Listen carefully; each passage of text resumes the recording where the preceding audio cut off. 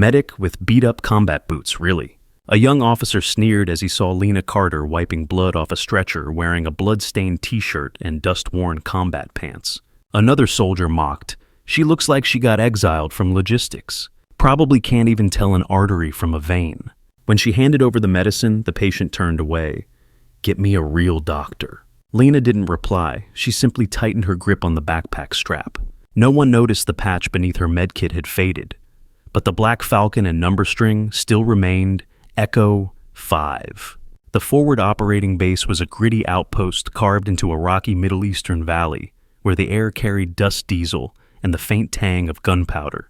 Lena Carter moved through the med tent, her long black hair tied loosely, her pale skin faintly reddened by the desert sun. Her t-shirt was crusted with blood, her combat pants faded to a dull gray, and her boots were so worn the soles flapped slightly with each step. She sorted morphine vials, cleaned surgical tools, and stacked bandages with a rhythm that looked effortless, like she could do it in her sleep. The tent was a chaotic sprawl of cots, crates, and the sharp sting of antiseptic, with soldiers shuffling in and out, some groaning, some cursing, some staring blankly at the canvas ceiling. Lena worked without a word, her face calm, almost too calm, but the whispers followed her. "Who's this girl?" A private muttered his arm in a sling. "Some volunteer who got lost." To them, she was nobody, just the girl who scrubbed blood. Lieutenant Brandt, the officer who'd sneered, leaned against a crate, his scraped hand wrapped in gauze Lena had applied. He was young, maybe 25, with a uniform so crisp it looked untouched by the desert. "Nurse and janitor, huh?" he said, loud enough for the tent to hear. "Do you even know the difference between an artery and a vein?" His buddy Corporal Reese, a stocky guy with a buzz cut and a smirk, laughed hard.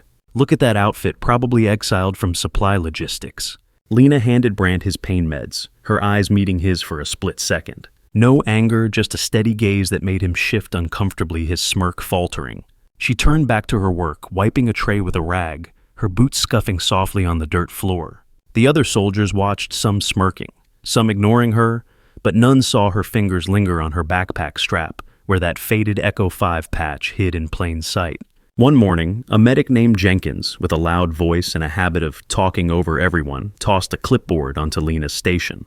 "You missed a form bandage, girl," he said, his tone dripping with fake pity. He was older, about 30, with a paunch and a swagger that screamed insecurity. The other medic snickered, glancing at Lena's scuffed boots as she picked up the clipboard. She flipped through it, her hands steady, and slid it back to him without a word. Jenkins leaned closer, his breath sour. "What, you don't talk? Too busy playing nurse?" Lena's eyes flicked up, calm but piercing. "Check the bottom page," she said, her voice low. Jenkins froze, then looked. His own signature was missing, not hers. The tent went quiet, the other medics pretending not to notice. As Jenkins stormed out, did his face red. Lena went back to sorting syringes, her movements unchanged, but the air felt heavier, like everyone was waiting for something to snap. Early one evening, a group of off-duty soldiers lounged near the mess hall, their laughter carrying across the dusty compound. One of them, a wiry specialist named Gorman, spotted Lena carrying a crate of medical supplies and nudged his friend. "Check out the charity case," he said, his voice loud enough to turn heads. "Bet she's here to pad her resume for some fancy hospital back home."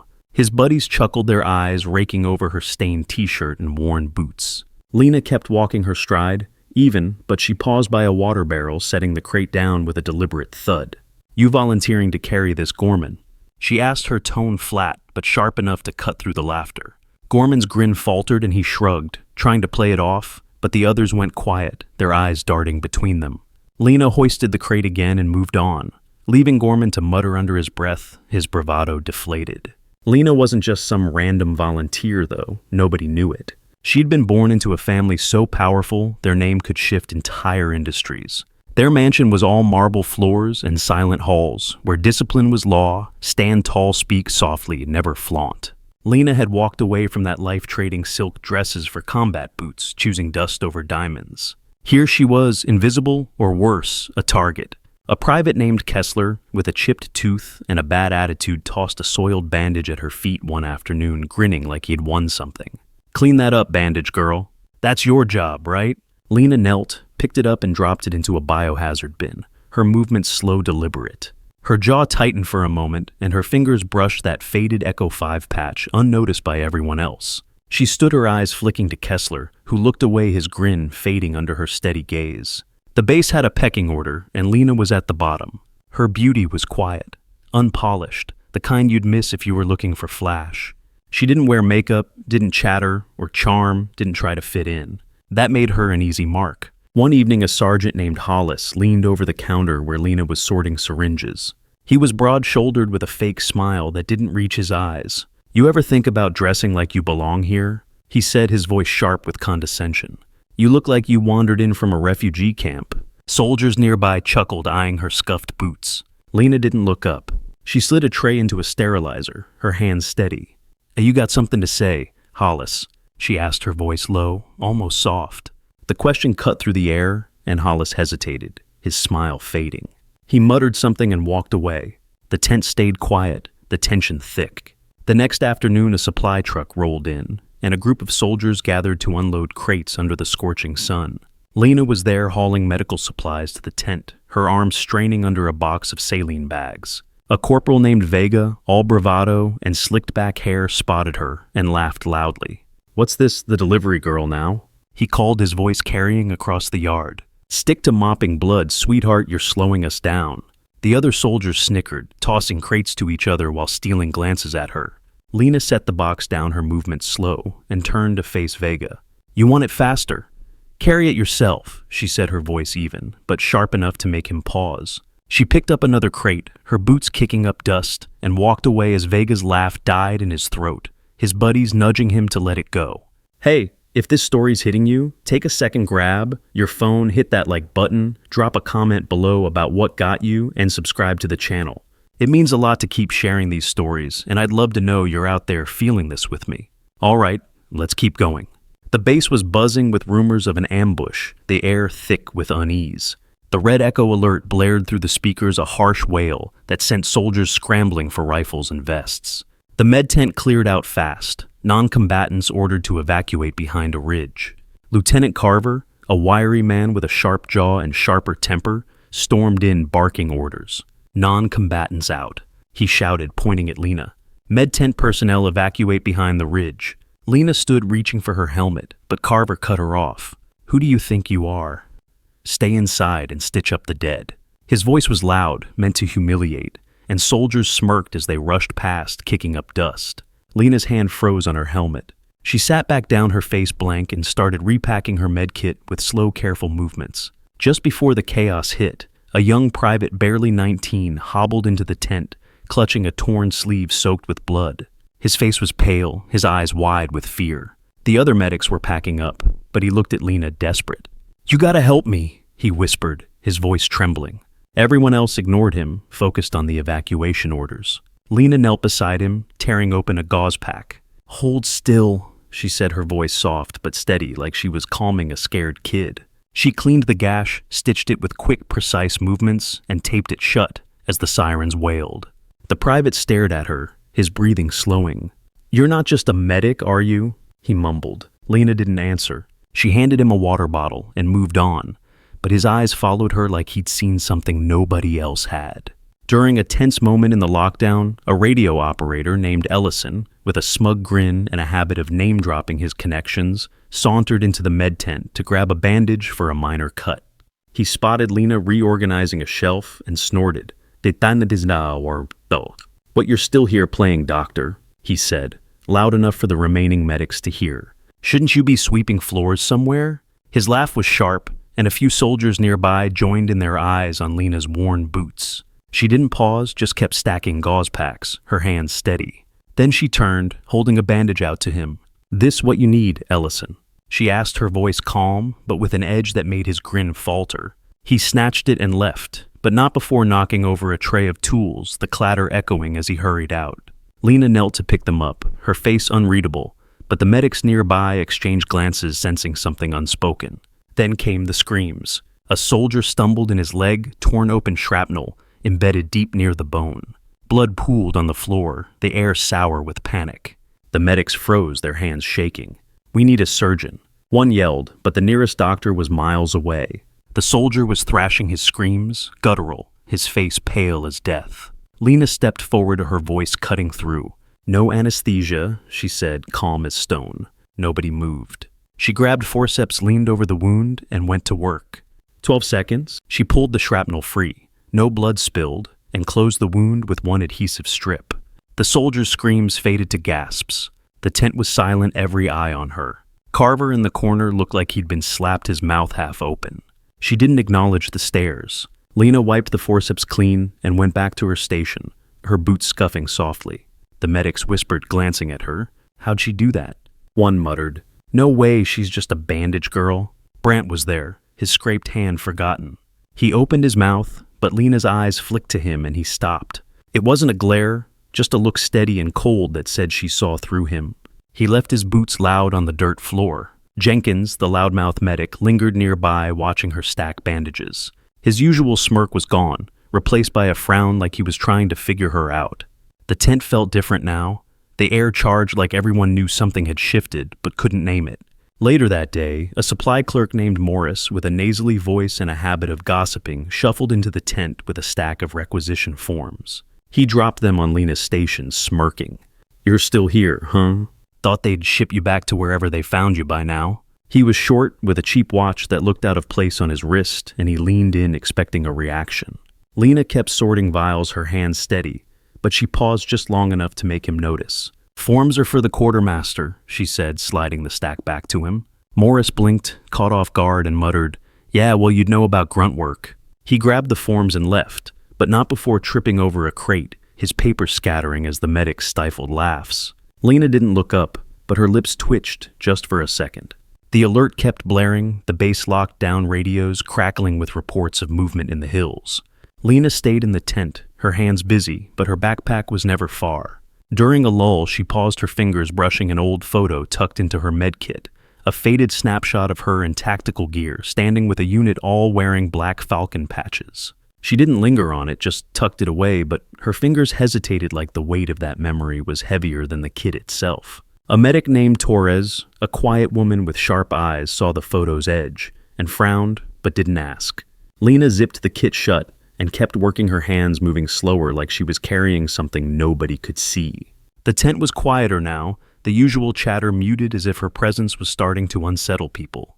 As night fell, a group of soldiers huddled near the tent, passing a cigarette and trading stories. One, a lanky private named Farley, spotted Lena restocking a shelf and nudged his buddy. "Bet she's never even held a rifle," he said loud enough for her to hear. "Probably faints at the sight of a real fight." The others laughed, their voices carrying in the still air. Lena kept working her back to them, but her hands paused on a box of gauze. She turned slightly just enough to catch Farley's eye and said, "You dropped your lighter." She pointed to the ground where his cheap plastic lighter lay in the dirt. Farley's laugh died as he scrambled to pick it up, his face flushing under her steady gaze. The others went quiet, the cigarette forgotten, as Lena turned back to her work without another word. Just before the ambush, a maintenance tech named Ortiz, with a habit of showing off his technical jargon, was fixing a generator near the tent. He saw Lena checking her medkit and snorted. "What's the point of you even being here?" He called, his voice carrying over the hum of the machine. "You're just gonna get in the way when things go south." His coworkers chuckled, glancing at her faded pants. Lena didn't look up, just kept organizing her kit, but she slid a bandage roll across the table toward him. "For when you cut yourself again," she said, her tone flat but pointed. Ortiz froze, his hand instinctively touching a bandaged finger from a slip-up days earlier. His coworkers' laughter turned on him, and he busied himself with the generator, his face red, as Lena turned away, her movements calm but deliberate.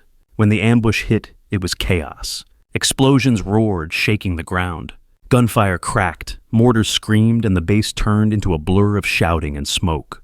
Lena grabbed a silenced Glock from her pack and sprinted out of the tent. A soldier, his face streaked with dirt, saw her and yelled, "Where the hell did she get that?" Another, a private with a bloody forehead, barked, "Get back inside. We don't need some wannabe hero getting herself killed." Lena didn't stop. She moved like she knew exactly where she was going, her steps silent. Inside a bandage box, she'd flipped the lining earlier, revealing a black karambit knife and an encrypted radio. The screen blinked, Echo 5 stand by. She whispered, "The bait's been spotted. Stand ready." Her hood went up, her eyes cold as steel. She climbed onto a supply container's roof, her movements quick but controlled. Scanning the hills, she caught the glint of sniper scopes in the fading light. 4 shots, 4 kills, enemy snipers dropped in under 8 seconds. Below, Sergeant Dawkins peered through his scope, his jaw slack. "Who's leading that counter-snipe?" he muttered, his voice lost in the gunfire. Nobody answered. Soldiers stared, rifles half raised, as Lena slid down and vanished into the shadows. The young private she'd stitched up watched from a cot, whispering to a medic, "That's her. That's the one who fixed me." The medic shook his head like he didn't want to believe it. Back in the tent, Torres, the quiet medic, clutched a bandage roll, her eyes wide like she was piecing something together. The base was still under fire, but Lena's shots had bought time. Commander Torres, a grizzled man with a voice like gravel, radioed HQ. "We have a female sharpshooter stabilizing the area. Confirm identity." The response crackled, Echo 5. "That unit doesn't exist." Torres's face tightened. "She's saving our lives," he shouted. HQ's voice was cold. "No record of anyone named Lena Carter in our combat or medical database." Torres slammed the radio down, his eyes scanning the chaos. Near the comms tent, a soldier named Riley, a nervous type with twitchy hands, was clutching a crumpled paper with Echo 5 scrawled on it. He'd found it in a supply crate, and his hands shook as he stared at it, like he'd stumbled onto something he shouldn't have. During a lull in the fighting, Lena crouched behind a crate checking her radio. A faint beep came from her pack, and she pulled out a small tracker, its red light blinking steadily. She glanced at it, then at the hills, her lips tightening. She'd known the ambush was coming, had seen signs nobody else noticed. A scuff in the dirt, a glint too high in the rocks. A soldier nearby, his face smeared with soot, saw her and froze. "You're not supposed to be here," he said, his voice shaky. Lena didn't look at him. She pocketed the tracker and moved on her steps, silent. The soldier watched her go, his rifle forgotten his breath, catching as he realized she wasn't just running into the fight she was hunting. The fighting dragged into the night, the valley lit by flares and gunfire. A low hum cut through the noise, a UAV flying low over the base. It dropped a supply case, the thud echoing.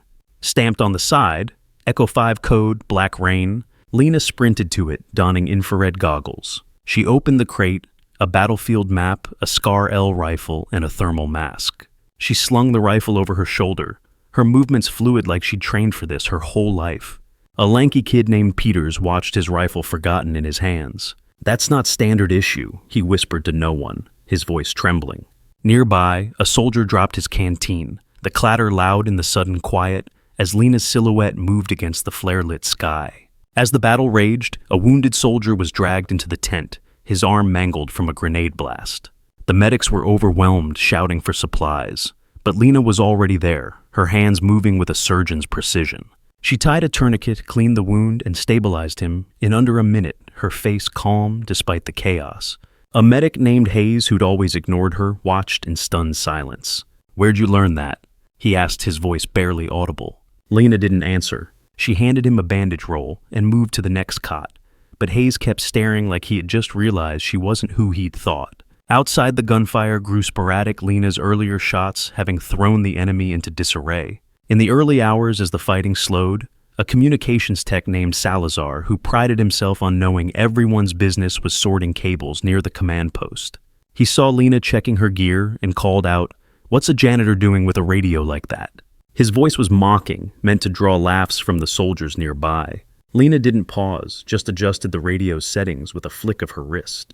"You sure you plugged that cable in right, Salazar?" she said, her voice low but cutting. He glanced down, realizing he'd crossed 2 wires, and his face flushed as the soldier snickered at him instead. Lena moved on her steps, steady, leaving Salazar to fumble with his cables, his usual confidence shaken. By dawn, the base was quiet, the air heavy with smoke and cordite. 14 enemy bodies were recovered, their weapons scattered.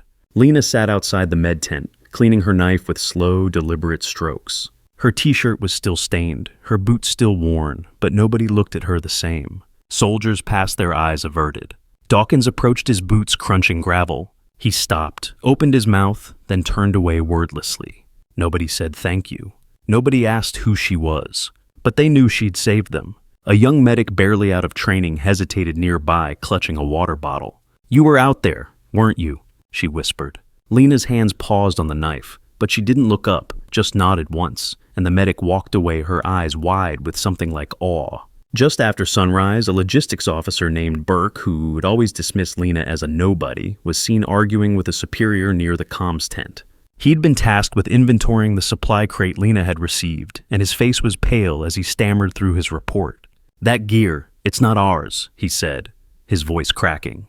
The superior waved him off, but word spread fast. The crate's contents were coded for a unit nobody could trace. Burke's name was on a reprimand list. By evening, his career teetering for mishandling classified materials. He avoided the med tent after that, his usual swagger gone, replaced by a nervous glance whenever Lena's name came up. The quiet didn't last. A low rumble broke the morning, a black helicopter touching down, kicking up dust. General McKenna stepped out his uniform, crisp, his face lined with years of command. The base snapped to attention, soldiers rigid as he walked past. "I'm only here to speak to Echo 5, he said, his voice cutting through the crowd.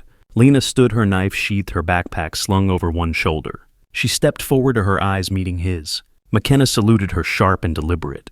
"We owe you a base," he said, "and an apology." The soldiers watched frozen as the weight of his words sank in. Riley, the nervous soldier, was still clutching that crumpled paper, his hands shaking harder now, like he knew he'd seen something classified. Later that day, a supply sergeant named Wallace, who'd always treated Lena like she was invisible, was overseeing a crate count near the landing zone. He spotted her walking toward the chopper and muttered to a buddy, "She's probably just hitching a ride to get out of here." His tone was smug, but his voice wavered when Lena paused, her eyes locking onto his. "Count those crates again, Wallace," she said, her voice calm but carrying an edge. He blinked, then checked his log. 2 crates were missing from his tally. His buddy snorted and Wallace's face burned as he scrambled to correct the mistake, his clipboard shaking.